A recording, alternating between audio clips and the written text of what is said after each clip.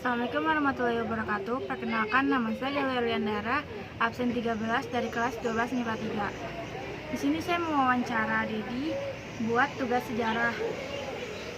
Saya mau wawancara sedikit ya. Sebelumnya saya mau menjelaskan, Orde Baru menggantikan Orde Lama yang merujuk kepada era pemerintahan Soekarno. Lahirnya Orde Baru diawali dengan dikeluarkannya surat perintah pada tanggal 11 Maret 1966. Orde Baru berlangsung dari tahun 1966 hingga tahun 1998. Yang pastinya Dedi udah lahir ya di tahun tersebut. Nah, saya mau bertanya. Yang pertama, bagaimana politik pada masa Orde Baru? Nah, kalau kita bicara soal politik pada masa Orde Baru, jelas berbeda ya dengan politik di masa Orde sekarang ini. Juga jelas berbeda dengan politik di masa Orde sebelumnya, yaitu Orde Soekarno ya. Di masa Soeharto, istilahnya di Orba ya, di masa Soeharto ya, ada banyak keterikatan itu istilahnya masyarakat atau rakyat itu ya nggak begitu merasa bebas untuk mengungkapkan ide-ide atau pendapatnya, karena pada saat itu seakan-akan apa-apa ide-ide apapun ide-ide yang seolah-olah menjurus pada istilahnya bertentangan dengan kebijakan pemerintah pada saat itu sangat berbahaya ya. Sebagai contoh misalnya kalau misalnya pemerintah mengatakan suatu kebijakan A, lalu kita istilahnya mengkritik kebijakan tersebut, itu bukan hanya istilahnya kita dipanggil atau misalnya oleh pemerintah ditangkap oleh pemerintah, tapi juga itu akibatnya bisa sangat berbahaya ya. Jadi tapi dalam hal ini juga pada waktu itu sebagian orang berpendapat politik itu rasanya tenang ya, aman. Karena apa? Karena orang merasa takut kan, jadi nggak banyak yang demo-demo, nggak banyak istilahnya orang berpendapat harus begini harus begitu, enggak. Karena itulah istilahnya kalau lihat dari segi gelap terangnya itu ya, segi terangnya itu ya istilahnya nggak banyak yang protes. Karena bukan apa-apa, bukan nggak punya ide, ya takut gitu kan. Takut nanti salah-salah ngomong ditangkap, kan? Di penjara, malah bisa-bisa orang itu malah hilang lagi, nggak kembali lagi. Kalau mahasiswa misalnya yang protes demo-demo gitu ya, kebijakannya Pak Harto gitu. Tapi istilahnya di sisi lain ya rakyat jadi tertekan gitu loh. Kalau ada ide-ide yang untuk membangun atau apa, merasa ini ada yang ini kayaknya nih nggak adil nih, nggak beres nih politik pemerintahan yang mau mengkritik tuh nggak bisa gitu rasanya, susah. Kalau tuh ada yang bisa ya besoknya mungkin hilang gitu. Istilahnya apa, dalam hal politik sekarang itu jelas beda dengan dulu gitu ya.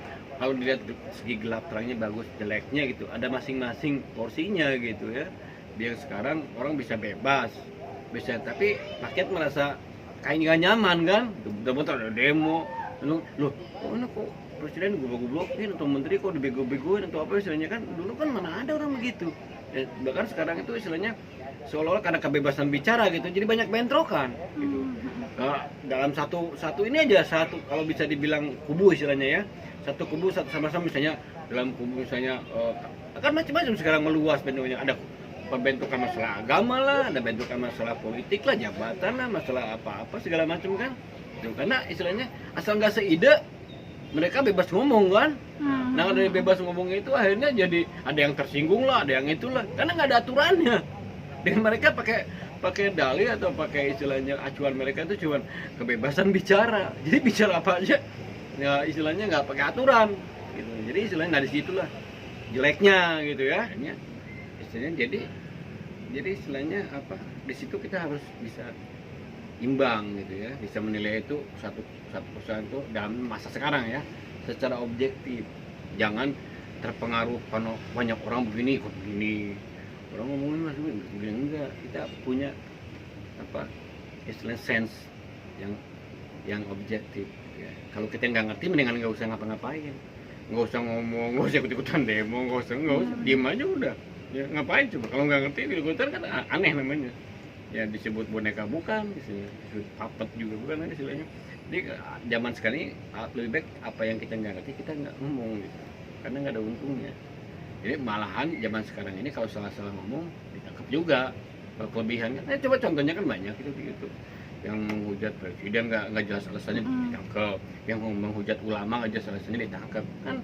Jadi padahal kan orang bebas ngomong, tapi kebebasan itu disalahgunain gitu loh istilahnya. Jadi disitulah perbedaannya, itu masalah politik itu apalagi. Bagaimana keadaan ekonomi pada masa Orde Baru? Nah itu ekonomi ya, ekonomi itu sebenarnya kalau misalnya kita mau banding ekonominya zamannya Soekarno, zaman Orde Baru, zaman sekarang, ini menurut keterangan orang-orang ya yang hidup zaman itu, zaman Pak Harto, istilahnya seolah-olah pada saat itu ya kehidupan itu nggak istilahnya terlalu timpang kayak sekarang. Istilahnya sekarang kan yang ada yang kalau sultan banget ya, ada yang melarat banget gitu istilahnya.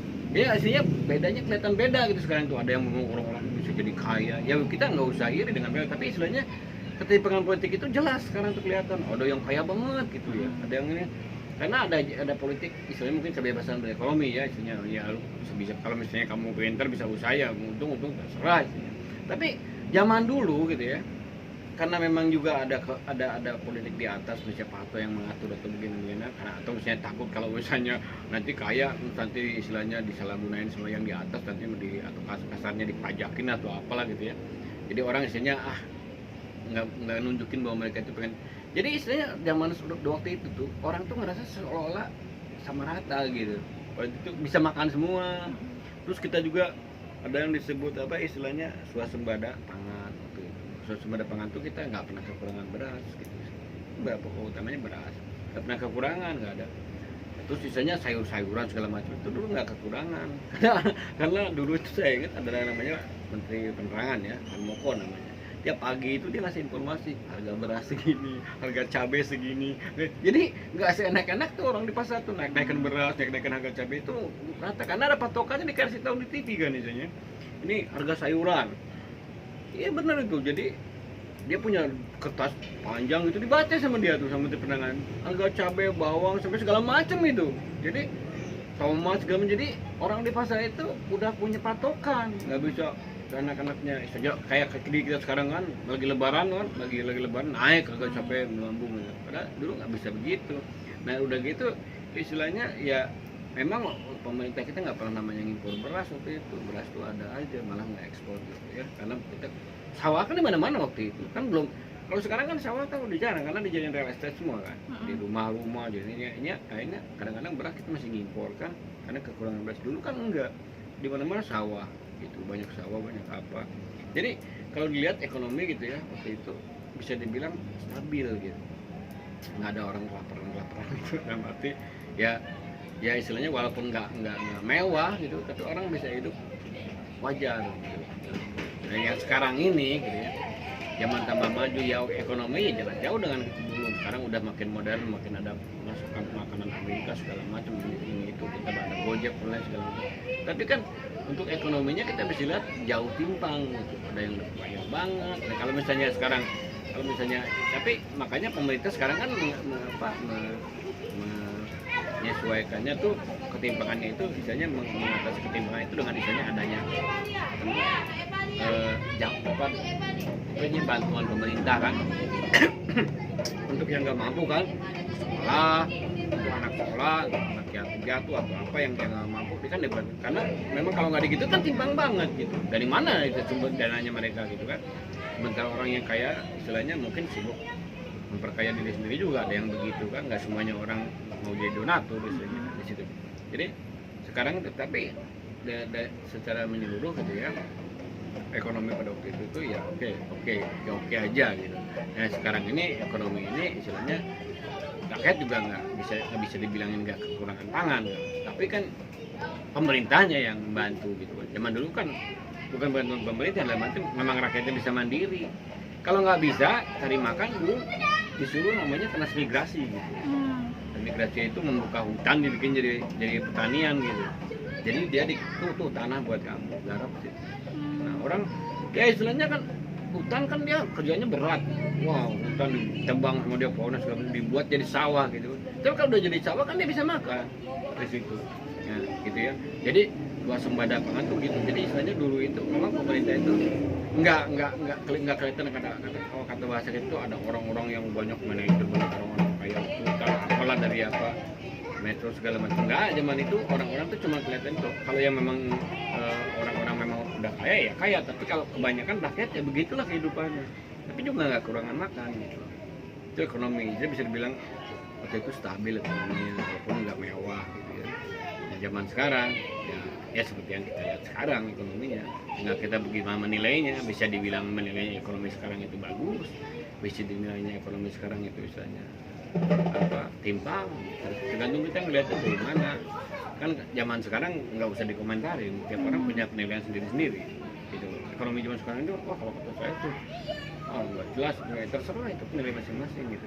Ada yang merasa wah enakan zaman sekarang apa tinggal telepon jadi duit apa jadi makanan, tergantung gitu kan di mana posisi kita gitu. Tapi yang begitu kalau hidup tengah hutan kan nggak bakal bilang gitu misalnya jadi tergantung. Tapi secara keseluruhan ya di situ bedanya kalau ekonomi ya.